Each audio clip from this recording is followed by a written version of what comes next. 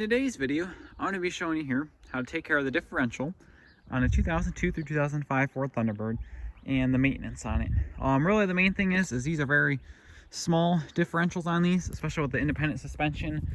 So it's just a little differential here in the middle and the fluid just fills in there. So it's not a whole lot of fluid or anything like that. The manufacturer, as far as I can tell, what I've read on these cars, is the manufacturer says the differential fluid does not need to be changed unless the differential is submerged in water. Apparently it's supposed to last the lifetime of the differential. However, obviously the lifetime of the differential matters on how clean the fluid is. With this being as small as it is, I would probably recommend every 50,000 miles on these. So I'm going to be showing you how you can change them. I do know that these do have some issues. I have heard of people saying that some of the gearing in there is over tightened from the factory. It does cause noise, and I've heard of people saying that there's excessive wear in these differentials. I've read up on forums about people complaining about wear in these and excess wear and stuff like that. So it's definitely a good idea to keep up on changing the fluid. And like I said, usually around every 50,000 miles, depending on driving habits. Also, these vehicles are getting old. They are getting over 20 years old, so it's probably not a bad idea, even if you don't have a lot of miles on it, just to change it with age. So if we come down here underneath the car, and we look here, got your differential here. And then to check the fluid, what you'll do is you'll pull this plug out right here. And what'll happen when you pull this plug out is either a little bit of fluid will flow out of here when you pull the plug out, or it should just be filled just to below where the plug is. If it is, then the fluid is at the right level, it's good. If it's low, you can obviously add fluid to it. What I'm gonna do is I'm gonna service it. So there's two ways in which you can do this. You can pull the whole cover off here, and you can drop it and change the gasket and everything like that. If you look here, mine isn't leaking, so it's really kind of unnecessary to do that.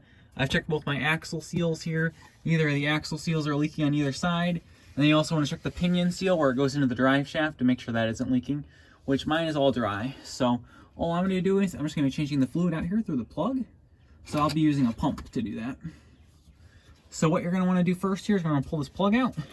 And they actually made this really simple on this. It's just a 3/8 inch drive ratchet, and you just stick it here in the plug.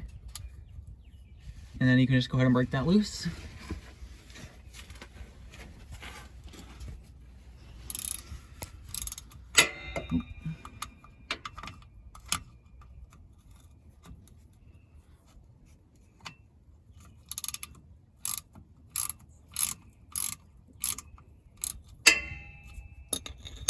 And once you get that out most of the way with the ratchet, you can take it out the rest of the way with your fingers here.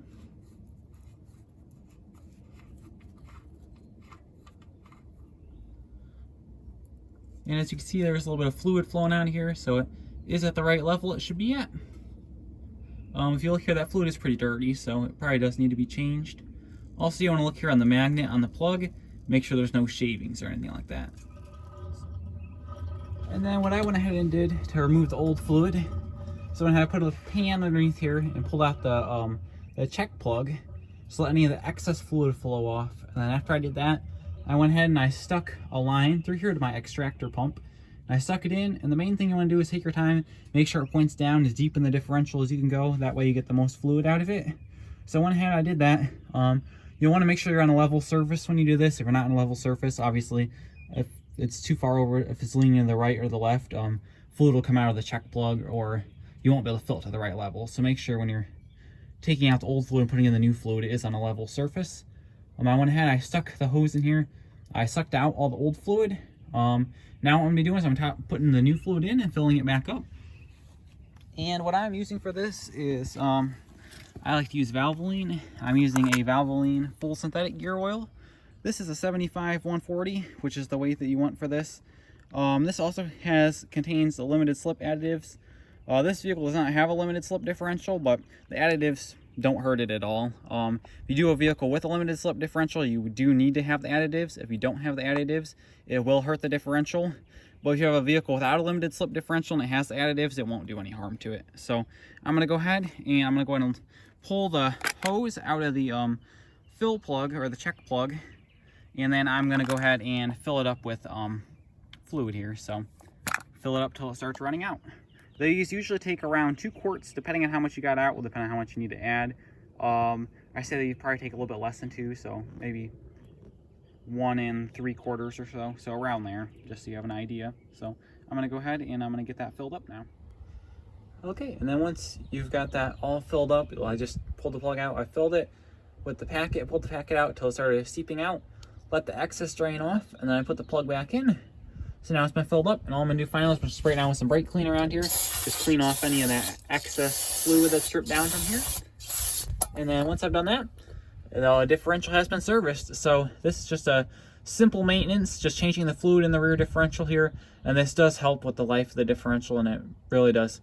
It does help. It's a very simple maintenance, doesn't take very long, and it's definitely something to keep in mind, especially as these vehicles get older and that fluid does age in there. So hopefully this video was helpful, and thanks for watching.